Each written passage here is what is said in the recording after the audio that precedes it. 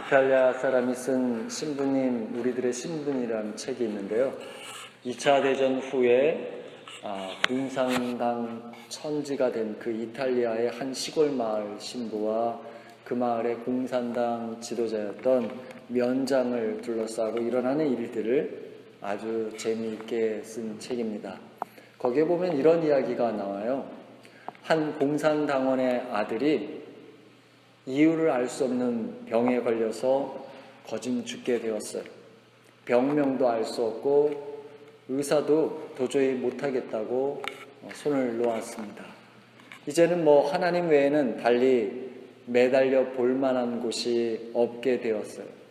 그런데 문제는 그 공산당원인 아버지가 하나님을 찾아간다는 것이 말이 안 되었어요. 왜냐하면 전쟁이 있기 전에는 동네 사람 누구나 다 교회를 다녔어요. 그런데 공산당원이 되고부터는 종교는 인민을 병들게 만드는 아편이라고 욕을 하며 아예 가질 않았거든요. 그러니까 이제 아들이 아프다고 하나님께 찾아가서 하나님께 기도한다는 것이 웃기는 일이 되는 것이잖아요. 또 하나님 앞에 자기 아들 때문에 가서 기도한다고 해도 들어줄리 만무하다고 생각을 했어요. 그런데 더 큰 문제는 병으로 누운 아들이 이제 곧 죽을 것 같아서 깊은 신음을 하는데요. 그것을 어떻게 해볼 도리가 없이 그냥 보고 있으려니까 이 아버지 마음이 찢어지는 것 같았어요. 그렇게 며칠 동안 잠을 못 자고 고민하던 이 아버지가 사람들 눈을 피해서 한밤중에 예배당에 간 거예요. 갈 때 가락에 있던 총을 꺼내 들고 갔어요.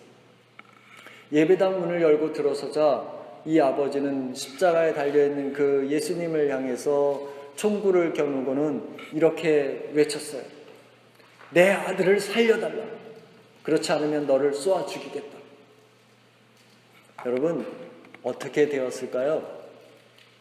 그 시간에 사경을 헤매던 그 아들이 언제 아팠느냐는 듯이 벌떡 일어났다는 거예요. 무슨 얘기입니까?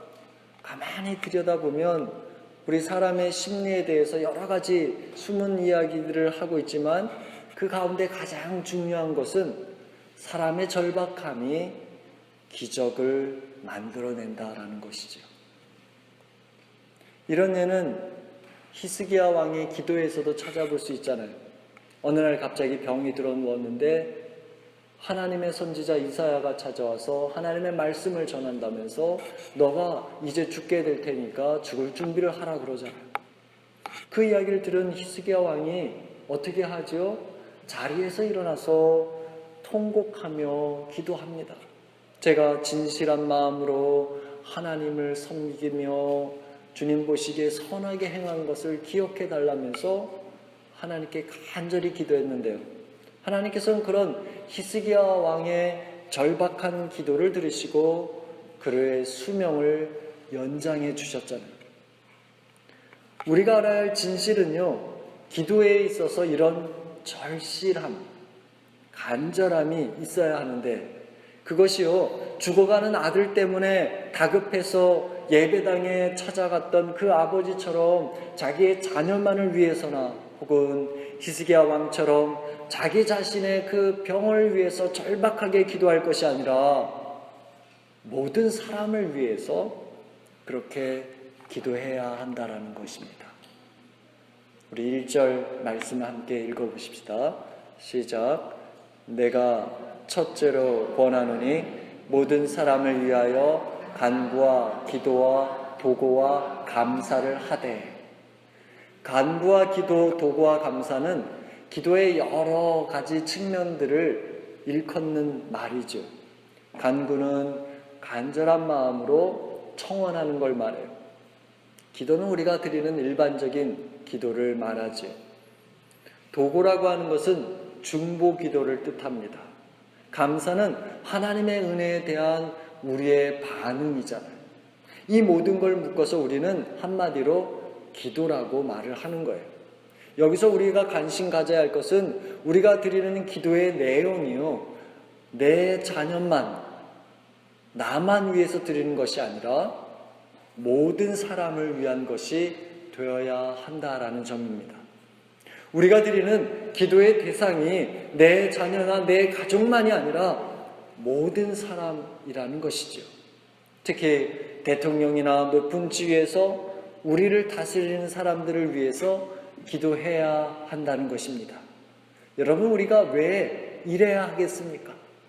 여러분은 그 이유를 알고 계십니까? 여러분 아십니까? 우리 2절 말씀 함께 읽어보겠어요.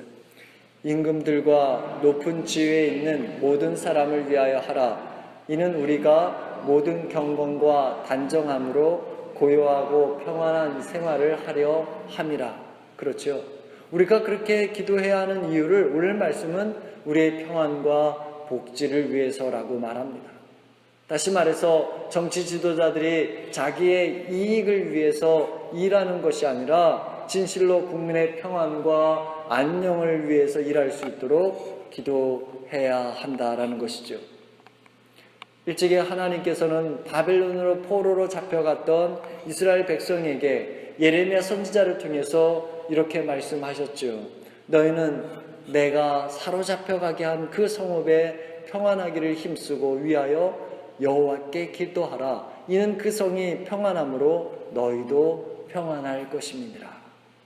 이렇게 우리 그리스도인이 모든 사람을 위해서, 특히 정치 지도자들을 위해 기도해야 하는 그 이유는 그것이요, 선한 일이라서 하나님이 아주 기뻐하시기 때문이에요. 여러분, 왜 하나님께서 이걸 기뻐하시는 줄 아십니까? 그 이유는 우리의 기도를 통해서 하나님은 모든 사람이 구원받기를 원하시기 때문입니다. 우리 4절 말씀 한번 읽어봅니다. 하나님은 모든 사람이 구원을 받으며 진리를 아는 데 이르기를 원하십니다. 그렇습니다. 하나님은 아무리 지독한 악인이라도 하나님께로 돌이켜서 살게 되기를 바라세요. 에스겔 33장 11절에 주 여호와의 말씀에 나의 삶을 두고 맹세하노니 나는 악인의 죽는 것을 기뻐하지 아니하고 악인이 그 길에서 돌이켜 떠나서 사는 것을 기뻐하노라. 이스라엘 족속아 돌이키고 돌이키라. 너희 악한 길에서 떠나라. 어찌 죽고자 하느냐 하셨다 하라 그랬어요. 생각해 보십시다. 여러분이 원래 죄인이었잖아요. 하나님의 은혜로 죄에서 건짐을 받아서 하나님의 자녀로 살게 되었죠. 그런데 하나님은 죄인인 우리가 구원받아 사는 것을 기뻐하시지만 모든 사람이 하나님의 자녀가 되는 것을 더 기뻐하신다라는 거예요. 사실 이런 하나님의 마음 때문에 저와 여러분이 하나님의 자녀로 받아들여졌잖아요. 만일 하나님께서 이런 마음이 없었다고 한다면 우리가 어떻게 구원의 삶을 살 수 있겠습니까? 어떻게 우리가 구원받은 하나님의 자녀로 살 수 있겠습니까? 아들 예수 그리스도를 이 땅에 보내신 이유가 바로 이것 때문이에요. 요한복음 3장 17절에 하나님께서는 세상을 심판하시기 위해 그의 아들을 세상에 보내신 것이 아니라 자기 아들을 통하여 세상을 구원하시기 위해 아들을 보내신 것이라 그랬어요. 우리가 알아야 할 진실은요, 세상을 구원하시려고 아들을 보내셨는데 그 이유가 우리만 해당되는 것이 아니라고 하는 점이에요. 그러니 우리가 모든 사람들을 위해 기도해야 할 이유가 바로 여기 있는 것입니다. 지금 믿음이 없는 사람들을 위해서 우리가 기도해야 할 이유가 여기 있는 거예요. 세상의 권력자들을 위해서 기도해야 할 이유가 여기 있는 것입니다. 그런데 문제는 말입니다. 모든 사람을 구원하려고 하는 하나님의 마음은 우리가 잘 알겠는데 그 모든 사람들 속에 나에게 해코지 않은 사람들, 그 사람들도 포함되어 있다는 사실이 우리를 불편하게 만든다는 것이잖아요. 보십시오. 오늘 말씀이 전해졌던 그 시대는요, 로마 제국의 식민지로 살던 시대였어요. 로마 사람들이 그 예수 믿는 사람을 잡아다가 박해하던 그런 시대였어요. 그러니까 자신들을 못 살게 굴고 탄압하던 그런 정치 지도자들, 권력자들을 위해서 기도한다는 것이 어디 쉬운 일이었겠습니까? 요나 선지자가 그랬잖아요. 자신들을 못 살게 구는 그 니느웨 사람들이 하나님의 심판을 받아서 멸망하길 자기는 소원하고 바라는데, 하나님은요 거기 니느웨로 가서 너희가 하나님께로 돌이키지 아니하면 심판을 받는다며 회개할 수 있는 기회를 주시려고 하는 그 하나님의 계획을 듣고는 못마땅해서 아예 다시스로 도망쳤잖아요. 제가요 대학생 때 그 시대는 군부 독재 시대였어요. 독재자를 위해서 기도한다는 것이 쉬운 일이 아닙니다. 뿐만 아니라 우리가 사는 우리 주변 사람들 가운데는요, 말도 안 되는 소리로 우리를 괴롭히고 어떻게든 우리를 넘어뜨리려고 흉계를 꾸미고 비난하는 그런 사람들이 있잖아요. 그들을 위해서 기도한다는 것이요 썩 내키질 않습니다. 차라리 안 되길 기도하는 것이 낫겠다는 그런 생각도 들지 않습니까? 가다가 코가 깨져서 넘어져서 코가 깨져라 뭐 이런 생각이 들지 않습니까? 그런데 여러분 아십니까? 우리가 정치를 못하는 지도자들과 우리 주변에서요 우리를 괴롭게 하고 마음 아프게 하는 그 사람들의 영혼을 안타깝게 여기고 간절히 기도하면요, 그동안 우리 마음속에 쌓이고 쌓여있던 미움이 사그라들기 시작하고요, 오히려 하나님이 주시는 긍휼한 마음이 우리 안에서 솟구쳐 오르게 됩니다. 어떤 어려움에서도 하나님을 섬기며 예배할 수 있는 힘이 생기게 되고요, 그리고 평안한 마음으로 지내는 은혜를 경험하게 된다라는 거예요. 나아가 그들을 위한 우리의 기도가 쌓이고 쌓여서요, 그것이 우리에게는 모든 비난의 화살을 막아내는 거룩한 장벽이 되고요, 동시에 그들에게는 하나님께로 돌이키게 만드는 구원의 화살이 되어서 하나님을 생각나게 하는 거룩한 기회가 되는 줄 믿으시기 바랍니다. 왠 줄 아십니까? 여러분 왠 줄 아세요? 그것은요, 하나님은 모든 사람이 구원받기를 원하시기 때문이에요.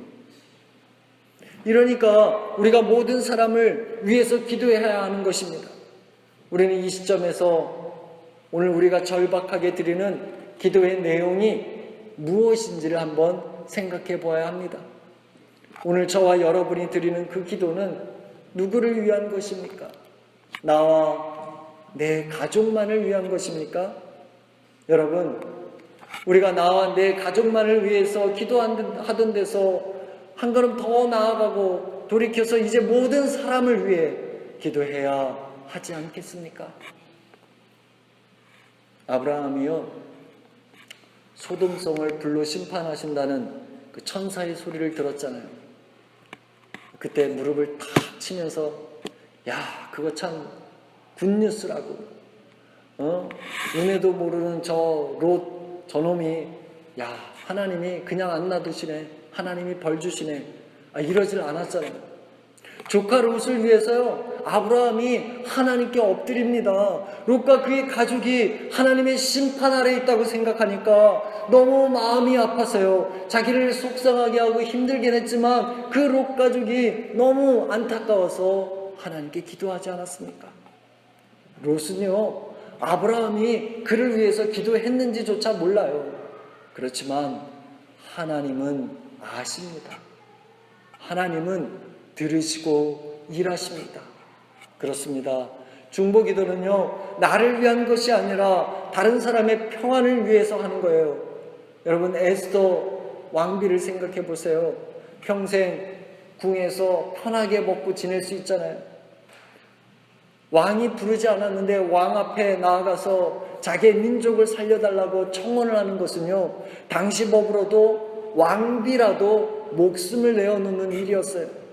그러니까 민족이 어찌되었든 자신은 모른 체하고 지낼 수 있지요. 하지만 에스더는 그러지 않았습니다. 자기에게 왕비라고 하는 자리를 허락해 주신 것은 바로 이런 때를 위해서 쓰여져야 된다는 그 모르드게의 말을 따르기로 결심을 하잖아요. 그리고 모르드게에게 이런 요청을 합니다. 나도 나의 시녀들과 3일간 금식하며 그것을 위해서 기도할 테니까 당신도 수산성에 살고 있는 모든 유대인들과 함께 나를 위해서 기도해 달라고 말합니다. 자신만을 위해서였다고 한다면 목숨 걸지 않았겠죠. 하지만 에스더는 민족을 위해서 기도하고요, 민족을 위해서 왕에게 나아간 것입니다. 오늘 저와 여러분의 기도는 어떻습니까? 내가 드리는 기도에 내 가족을 넘어 다른 사람을 생각하는 기도가 있습니까? 대신 아파하며 절박함으로 드리는 그런 기도가 있습니까? 여러분, 우리가 이래야 하지 않겠습니까? 우리 가운데는 어떤 분들은 나는 참 기도하고 싶은데 기도가 안 된다고 고백하는 그런 분들이 있을 거예요. 그런데요, 그런 때일수록 더 기도해야 하는 것이죠. 왜냐하면 그런 때가 하나님의 은혜가 더 필요할 때가 아닙니까? 하나님께서 역사해 주시지 않으면 변화가 일어나지 않을 때가 아닙니까?